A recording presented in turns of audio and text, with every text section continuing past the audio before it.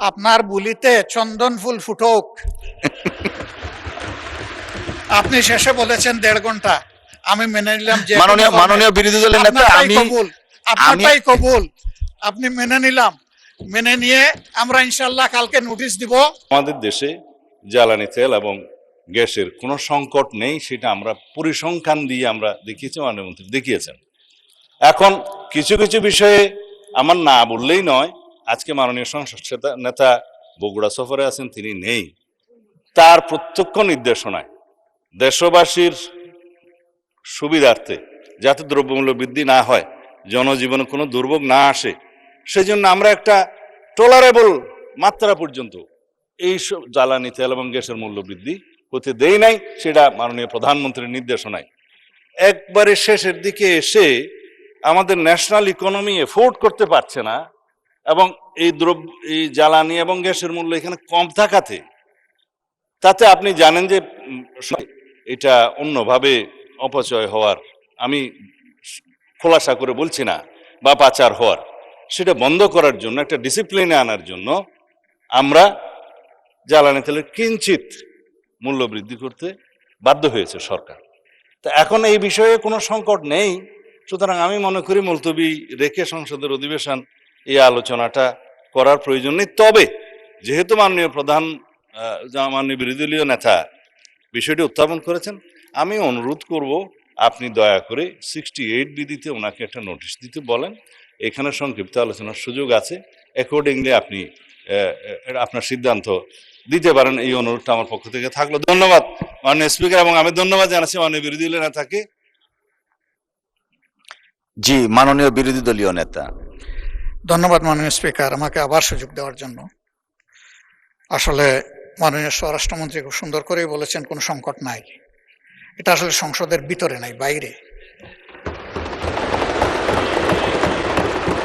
সংকটটা আমাদের সংসদের বাইরে, এবং সংকট আছে বলে খোদ হাইকোর্টের মতো ভেরি সেন্সিবল জায়গায় 2 দিন এখন এই জ্বালানি সাশ্রয়ের উদ্দেশ্যে কোর্ট হবে ভার্চুয়ালি। আপনি একসময় তার অংশ ছিলেন। সংকট নাই বলে এটা হয়েছে। আমি জাস্ট একটা উদাহরণ। উনি অনেক কথা বলেছেন, আমি এগুলা রিপ্লাই দিতে যাব না। এই সংকটটা এই সরকারের সৃষ্টি না, এটা একটা গ্লোবাল ম্যাটার, একটা ওয়ার সিচুয়েশন চলতেছে। আমরা এগুলা বুঝি, কথা বারবার আমরা বলতেছি। আমরা চাই সবাই মিলে এখানে কন্ট্রিবিউট করতে, প্রেশারটা ডিফিউজ করতে, সিচুয়েশনটাকে ইজি করতে। তাহলে সব দায়িত্বই যদি একা একাভাবে সরকারি দল পালন করে, আমরা কোনো সুযোগ পাবো না। মাননীয় স্পিকার, আমরা তো এই দেশের নাগরিক, জনপ্রতিনিধি বাদ দিলাম, নাগরিক হিসাবেও তো আমাদের কিছু দায় আছে। আমরা ওই পজিটিভ অ্যাটিটিউডের জায়গা থেকেই এই আলোচনাটা দরকার বলে মনে করি। আমি ধন্যবাদ জানাই মাননীয় স্বরাষ্ট্রমন্ত্রীকে। উনি বলেছেন তারপরেও যদি আপনি গুরুত্বপূর্ণ বিবেচনা করেন, 68 বিধিতে আমাকে আপনি নোটিশ দেওয়ার জন্য অনুরোধ জানাতে পারেন, এবং আমি সেই নোটিশটা দিতে পারি। ওখানে তো আধা ঘন্টা সময়, তো আধা ঘন্টা সময়ের ভিতরে সরকারি দল বলবে কতটুকু, আমি বলবো কতটুকু, আমরা বলবো কতটুকু। এই বিষয়টা এইরকম একটা জ্বলন্ত, ঠিক আছে 1 ঘন্টা হইতে পারে, এর মতো একটা বার্নিং ইস্যু যদি আমাদের এই আলোচনার গুরুত্বপূর্ণ বিষয় না হয়ে থাকে, তাহলে কোনটা হবে আমি ঠিক জানি না। আমি মনে করি যে এই মুহূর্তে বাংলাদেশে প্রিভেইলিং যতগুলা সমস্যা আছে, এর মধ্যে সবচেয়ে গুরুতর সমস্যা হচ্ছে জ্বালানি সমস্যা, এবং এইটার সাথে সম্পৃক্ত অনেক কিছু, অনেক জিনিস। সেই গোটা অর্থনীতির চাকায় পাওয়ারের উপর নির্ভর করে। পাওয়ার জেনারেট করবে এই জ্বালানি দিয়ে। পাওয়ারের র মেটেরিয়ালস হচ্ছে জ্বালানি, গ্যাস হোক, তরল হোক, যাই হোক। আমরা এই বিষয়ে কন্ট্রিবিউশন রাখতে চাই, আমাদেরকে সুযোগ দেওয়া হোক। আমি আবার অনুরোধ করব, এটাকে আজকে আপনি ডিসপোজ অফ না করে, আমার বিশেষ অনুরোধ, সংসদ নেতার প্রেজেন্সেই বিষয়টা আলোচনার জন্য আপনি 3 দিন সময়ের মধ্যে ফিক্স আপ করতে পারেন। ধন্যবাদ। ধন্যবাদ মাননীয় বিরোধী দলীয় নেতা এবং মাননীয় স্বরাষ্ট্রমন্ত্রী, দুইজনকে ধন্যবাদ। মাননীয় বিরোধী দলীয় নেতা, এখানে পার্টিনেন্ট বিষয় হচ্ছে আলোচনা। তো আমি দেখলাম মাননীয় স্বরাষ্ট্রমন্ত্রীও আলোচনা করতে চান, আপনার প্রস্তাবেও আলোচনা, বাট কোশ্চেন হচ্ছে হয়দার সংসদ মুলতবি করে হবে নাকি না করে হবে। আলোচনা কিন্তু হচ্ছে মুলতবি করা না করা কোনো বিষয় না, আলোচনা হওয়া উচিত কিনা। আর আপনি যেটা বলেছেন যে কোনো জাতীয় ইস্যুতে treasury bench and opposition should work shoulder two shoulder, এটা এখানে পেয়েছি আমরা। তো আমার মনে হয় আলোচনা হচ্ছে, বাট বিধিগতভাবে আমরা চিন্তা করলাম যে না, অল্টারনেট বিধিতে আলোচনার সুযোগ, যেমন দেখেন আজকে এত হারমোনিয়াস পরিবেশে প্রায় আধা ঘন্টার মতো আলোচনা অলরেডি হয়ে গেছে। সো এই আলোচনাটাই কন্টিনিউ আমরা করতে পারি।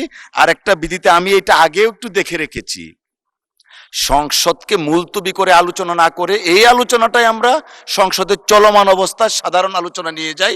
সময়ের প্রেক্ষিতে এটা আমরা আলোচনার ভিত্তিতে আধা ঘন্টার জায়গায় 1 ঘন্টা করতে পারি, 1.5 ঘন্টা করা যেতে পারে, বাট মুলতবি না রেখে।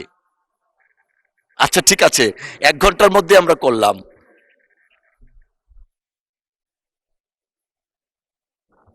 জি মাননীয় বিরোধী দলীয় নেতা। ফুল ফুটুক, জি আপনার বুলিতে চন্দন ফুল ফুটুক। আপনি শেষে বলেছেন 1.5 ঘন্টা, আমি মেনে নিলাম যে মাননীয় বিরোধী দলের নেতা, আপনারটাই কবুল, আপনি মেনে নিলাম। মেনে নিয়ে আমরা ইনশাল্লাহ কালকে নোটিশ দিব, আপনি আমাদেরকে সুযোগ করে দিবেন। তবে সংসদ নেতার প্রেজেন্সে আমরা এই আলোচনাটা করতে চাই। ধন্যবাদ আপনাকে।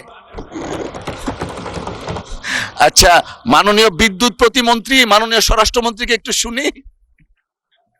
জি জি জি। মানে স্পিকার, আপনার স্লিপ অফ টাং হয়েছে আমি বুঝি। 60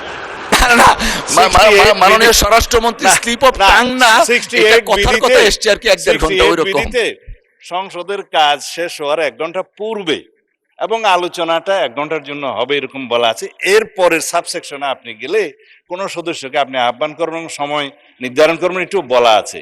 তো এখন মাননীয় বিরোধী দলীয় নেতা এখন আপনাকে বিধি ভায়োলেট করার জন্য বলতেছে এরকম বিধি তো বাম। সেই জন্য আপনি 68-এ যদি মাননীয় বিরোধী দলীয় নেতাকে অনুরোধ করেন, উনি নোটিশটা আবার যদি দেন, অবশ্যই এটা মাননীয় সংসদ নেতার উপস্থিতিতে আলোচনা হবে। আমরা তো এগ্রিড, কিন্তু ওই যে বিধি বাম করবেন না 1 ঘন্টাতে। ধন্যবাদ মাননীয় স্বরাষ্ট্রমন্ত্রী বসু। ধন্যবাদ মাননীয় বিরোধী দলীয় নেতা। জি, সুন্দর করে কথা বলার পরেও কি মন গলাইতে পারলাম না? আর কোন ভাষায় বললে মন গলবে মাননীয় স্পিকার? ঠিক আছে, আপনি যেটা সর্বোত্তম মনে করেন সেইটাই আমরা আশা করব। আপনার উপর ভার ছেড়ে দিলাম, তবে আমরা অর্থবহ আলোচনা করতে চাই। ধন্যবাদ আপনাকে।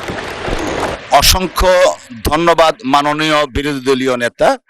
আমরা আধা ঘন্টার মতো আলোচনা অলরেডি হয়ে গেছে, আপনি দয়া করে নোটিশটা দেন, আমরা পরবর্তী কার্যকর পদক্ষেপ নিব।